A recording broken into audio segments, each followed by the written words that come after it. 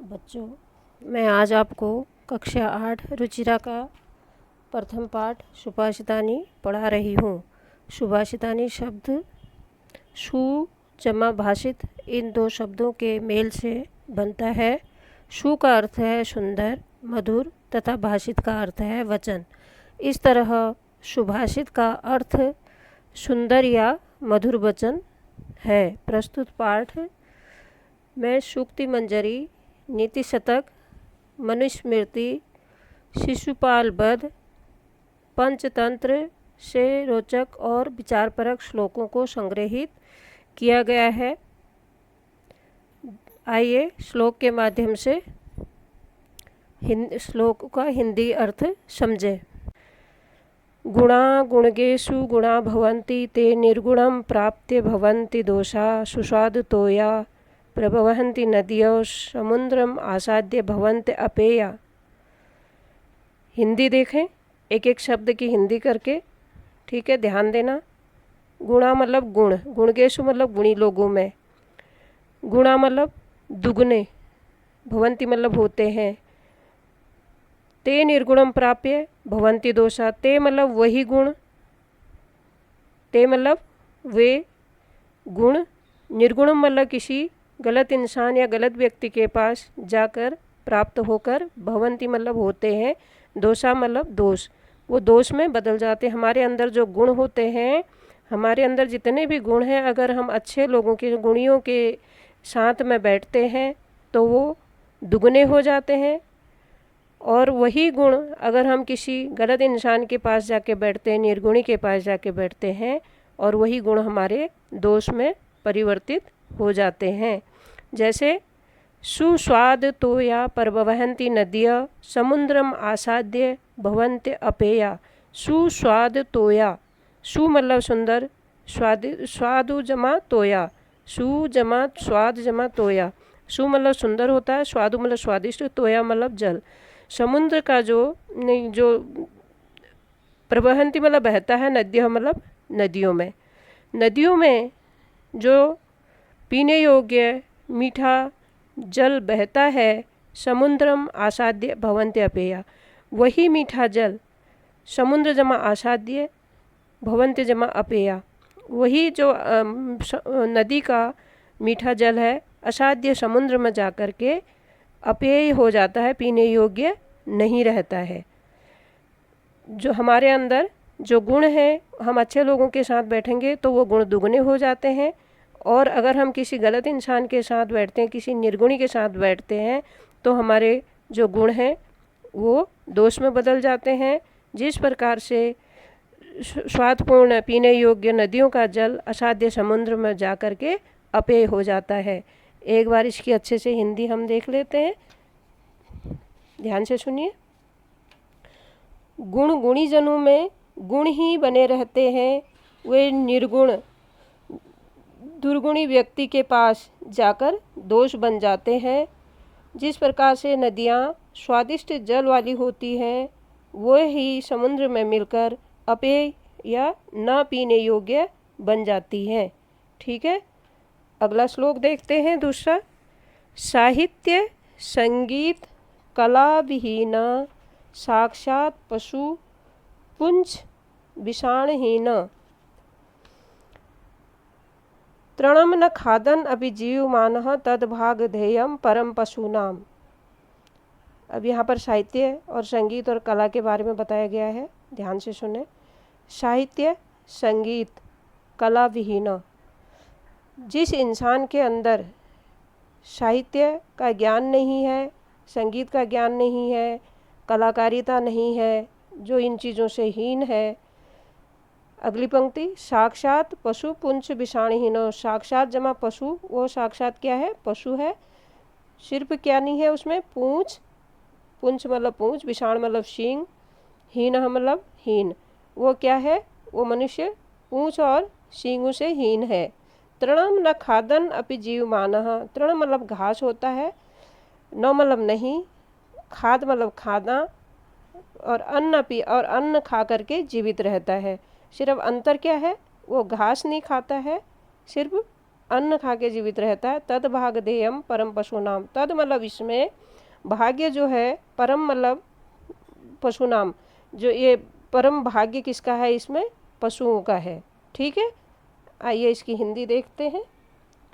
साहित्य, संगीत और कला से रहित व्यक्ति सींग और पूंछ से रहित साक्षात पशु है। वह घास न खाते हुए भी जीवित है। यह तो पशुओं के लिए परम सौभाग्य की बात है। इसलिए हमारे में ये सारे गुण होने चाहिए। ठीक है, लुब्धस्य नश्यति। अगला श्लोक देखते हैं, तीसरा। लुब्धस्य नश्यति यशः पिशूनस्य मैत्री नष्ट कीर्यस्य कुलम अर्थपरस्य धर्मः विद्या फलं व्यसिनः कृपणस्य सौख्यम राज्य परमत्त सचिवस्य नराधिपस्य। अब इस श्लोक का एक एक शब्द का हिंदी अर्थ देखें। लुब्धस्य मतलब होता है लोभी, नश्यति मतलब नष्ट होता है, यशः मतलब यश, पिशुनस्य मतलब चुगलखोर की, मैत्री मतलब मित्रता, नष्ट क्रिया से मतलब जिसकी क्रियाएं नष्ट हो जाती हैं, जो निष्क्रिय हो जाता है उसका कुल, और अर्थपरस्य मतलब जो धन के पीछे भागता, अर्थ मतलब होता है धन, जो धन के पीछे भागता है उसका धर्म नष्ट हो जाता है। विद्या फलम व्यसिनः, विद्या का जो फल है, जो हम विद्या अर्जन करते हैं उसका जो फल है, वो जो इंसान के अंदर व्यसन आ जाते हैं, पढ़ने लिखने के बाद जो गलत व्यसनों में पड़ जाता है, शराब जुआ आदि इन चीज़ों में पड़ जाता है, तो उसका जो विद्या का फल उसे मिलना चाहिए था वो उसे नहीं मिलता है। कर्पणस्य सौख्यम, और जो कंजूस होता है उसका, कृपणस्य मतलब होता है कंजूस, कंजूस का जो सुख है वो खत्म हो जाता है। राज्यम परमत्त सचिवस्य नराधिपस्य, राज्यम राज्य उस राजा का, उस नराधिपति का खत्म हो जाता है। परमत्तः जिसका, सचिवस्य मतलब मंत्री, जिसका मंत्री परमत्त हो जाता है, अपने मद में चूर हो जाता है। तो देखें एक बार इसका हिंदी अर्थ देखें। लोभी का यश, चुगलखोर की मित्रता, निकम्बे का कुल, अर्थपरक का धर्म, व्यसनी की विद्या का फल, कंजूस का सुख और परमत्त मंत्री वाले राजा का राज्य नष्ट हो जाता है। ठीक है, आगे बढ़े। श्लोक नंबर 4। पीत्वा रसम तु कटुकम मधुर समानम माधुर्यमेव जन्येत मधुमक्षिकाक्षौ संतस्थैव सम सज्जन दुर्जनानां श्रुत्वा बचः मधुर सूक्त रसम सृजन्ति। पीत्वा मतलब होता है पी करके, रसम मतलब रस, तू तो कटुकम मतलब कड़ुआ, मधुरम मतलब शहद के समान, समानम मतलब समान, माधुर्यमेव मधु, जन्येत मतलब होता है पैदा करना, मधुमक्षिका मतलब मधुमक्खियाँ। अब यहाँ पर सबसे पहले ले लो मधुमक्खी को। मधुमक्खी जो होती है वो पीती रस तो है कड़वा, फूलों का और पेड़ों का कड़वा रस पीती है, लेकिन शहद के समान मधुर और मीठा रस हमें देती है। ठीक है, पीती क्या है, कड़वा रस पीती है और मधु के समान मीठा रस हमें देती है। उसी प्रकार संतस्थैव सम सज्जन दुर्जनानाम श्रुता बचः मधुर सूक्त रसम सृजन्ति। संतस्थैव संतों की तरह, सम सज्जन दुर्जनानाम सज्जन और दुर्जनों के साथ रहते हैं, दोनों प्रकार के लोगों के साथ रहते हैं। वो दुर्जनों के साथ रहकर भी उनकी श्रुत्वा मतलब सुनकर, बचः मतलब वाणी, लेकिन सर्जन क्या करते हैं, कैसे वाक्य बोलते हैं, मधुर सूक्त रसम, मधुर जो अच्छे वचन होते हैं ऐसी वाणी को वो बोलते हैं, जो सबको ज्ञान देते हैं।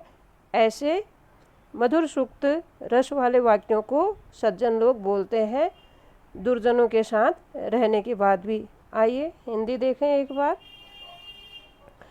वह मधुमक्खी तो कड़वे रस को पीकर मधुर के समान मधुरता ही उत्पन्न करती है, उसी प्रकार सज्जन लोग दुष्टों के कटु वचन सुनकर भी सज्जनों के समान मधुर सूक्तों के रस वाली वाणी ही बोलते हैं। ठीक है, अगला देखते हैं श्लोक नंबर 5। विहाय पौरुषम यो ही दैव अवलंब्यते प्रसादा सिंहवत तस्य मूर्धनि तिष्ठति वायसा। विहाय मतलब छोड़ करके, पौरुषम मतलब अपने पौरुष को, अपने कार्यकुशलता को, यूँ ही जो भी इंसान अपने कर्मों को छोड़ करके दैव अवलंब्यते, दैव मतलब भाग्य, अवलंब्यते मतलब भाग्य के भरोसे रहना, भाग्य के भरोसे रहना है। तो यहाँ पर देखिए, जो इंसान अपने कर्मों को नहीं करता है और भाग्य के भरोसे रहता है, वो किस तरीके से होता है? प्रसाद मतलब होता है महल, सिंहवत, सिंहवत मतलब सिंह के समान, तस्य मतलब उसके, मूर्धि मतलब होता है सिर पर, तिष्ठन्ति मतलब बैठते हैं, वायसा मतलब कौवे। तो ये वैसे ही हुआ जो अपने कर्मों पर अपने कर्तव्य नहीं करके अपने भाग्य पर, अपने भाग्य के भरोसे रहते हैं, वो उसी तरीके जैसे सिंह अपने महल में तो बैठेगा, बहुत बड़े महल में बैठता है, लेकिन उसके सर पर क्या बैठते हैं? कौवे बैठते हैं। तो इस प्रकार इसका हिंदी एक बार देख लेते हैं। जो पुरुषार्थ छोड़कर भाग्य के सहारे रहते हैं, महल में शेर के समान रहते हैं, तो भी उसके सिर पर कौवे बैठते हैं। ठीक है, अगला देखें श्लोक नंबर 6। पुष्प पत्र फल छाया मूल वलकल दारू भी। पुष्प मतलब होता है फूल, पत्र पत्ते, फल पेड़ों के फल, और छाया मूल मतलब होता है जड़ें, वलकल मतलब होता है छाल, दारू भी मतलब होते हैं लकड़ियाँ।